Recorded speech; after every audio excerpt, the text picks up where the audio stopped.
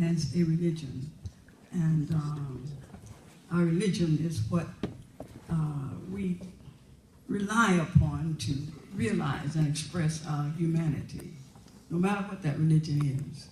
And if you can dominate, if you can control a person by means of that religion, if you can control that religion, then you can have dominance over that person, because that is the essence of the person, is the person's religion. That's what makes that person human. And let me go back to the idea of defining extremism, religious extremism, which is what I wrote down. I wrote down that religious extremism involves bigotry, and that's already been expressed, to believe that my religion is the only true religion. It is the absolute truth, and all other religions are false. Fanatical beliefs, that is going to irrational expression of one's religion, going to extremes to enforce or force your religion, your beliefs on others, your beliefs and practices on others, your religious beliefs and practices, going to the extreme of forcing them on others, and requiring that other people will follow your religious beliefs and your commitments in their actions and so forth. And extremism may involve definitely violent attacks. And I would like to go back and say that I am a Christian, and but having studied the history of Christianity from the very beginning through the whole Bible, I can say that Christianity actually began with one of the most violent attacks in history, and that was the crucifixion of Christ. And I don't know if some of you probably have seen The Passion of the Christ, right?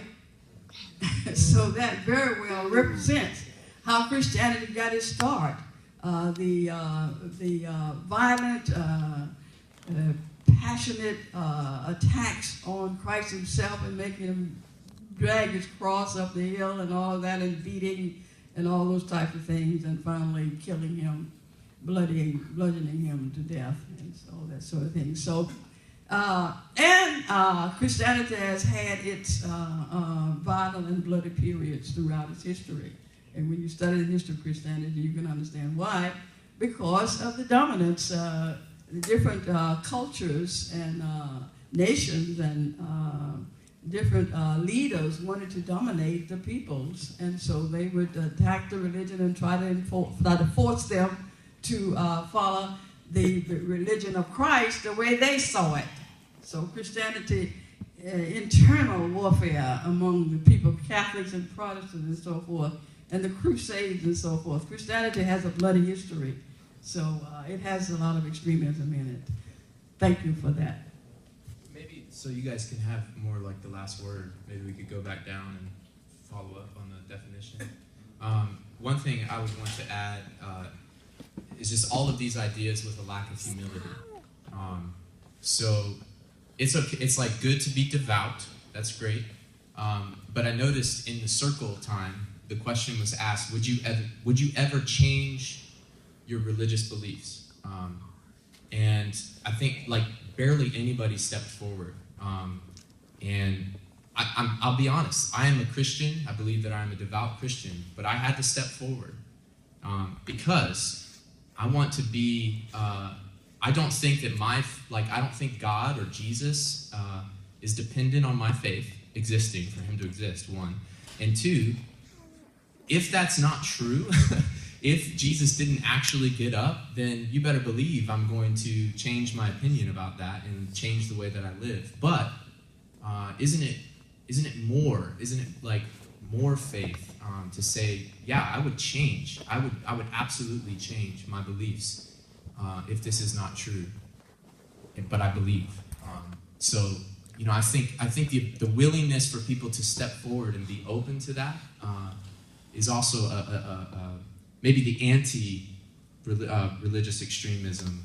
So maybe helping define it by what it's not as well. You know, you just remind me of a beautiful verse I read this morning in the Quran, reciting it in Arabic. And it's very important for us that the Quran is preserved in Arabic and that it hasn't been changed over the centuries. When I studied the Quran, I studied it from my teacher, he studied it from his teacher, he studied it from his teacher, he studied it from the Prophet Muhammad in an unbroken chain. And that's important because I think it'll answer the next question about how do you avoid extremism. Well, it's having knowledge within context. Because when you take things out of context, that's when you can go into extremes. But the verse says, قُلْ لَوْ كَانَ الرَّحْمَنِ وَلَدْ. I'm blanking out real quickly, but the translation, say that if the Rahman, if the most merciful one had a child, I would be the first to worship him. So we acknowledge that we are going for the truth. And from the Muslim perspective, I mean, the Quran is very clear to say, look, wherever the truth is, we will find it and we will follow it. So we have to be open to change regardless of where the truth is. But obviously within the religion, within the Muslim tradition, there's a little bit more closer to Judaism than Christianity in the sense of not seeing Jesus as part of the Trinity, not going so far as to say he was just a teacher or that he had no connection with the divine. No, he had a connection with the divine, he was a messenger, but we don't go far. So we see ourselves, and I think it's very appropriate, sitting between the Christian faith and the Jewish faith, because we see ourselves sort of in the middle between those two ideologies and beliefs.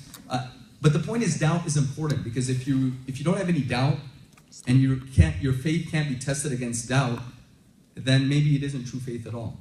And that's where the balance, it goes back to the balance and not being extreme. You have to have the balance between certainty and doubt. I do have to say, I don't believe, again, being certain in faith or believing your way is right and maybe another way is mistaken. That's not necessarily extremism. However, you always have to be open to questioning your beliefs and the beliefs of others and not taking things for granted and using reason and knowledge and the experience in life to find that. So as long as you maintain the balance, it's all about staying balanced and not going to extremes in any one emotion, one way or the other. Some people, they get so extreme that my belief is right, but they go beyond that. They don't just say, okay, for example, as a Muslim, they don't just say Islam is the right way to God, right? And it was the way that Jesus and Muhammad and Moses taught. They go to the point of saying, my understanding of Islam is the only correct understanding. So they have more faith in themselves than they really have faith in their own religion. So it's a very important point that there's a balance of doubt, and extremism is when we stray from the balance. The points that I wanted to bring up were very, very well articulated. Just two things that I would add is that in every religion, there are people on the far end of the spectrum, and that the actions and beliefs of that minority do not in any way reflect the scriptures or the lessons taught to the majority. So for every Christian that went on the Crusades, there were 1,000 more that was doing good Christian things. For every ISIS soldier, there's 10,000 Muslims who pray 5 times a day and who are peace-loving brothers and sisters. For every, there's always crazy people.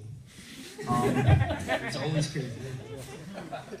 Also, I think we can add to the word extremism that it's also using religion as a pretext or a excuse for either exploiting another group or going after anybody who's not a part of your group, whether that be for political means or financial or economical or what be it, but by using religion to get what you want when you're not following what your religion says.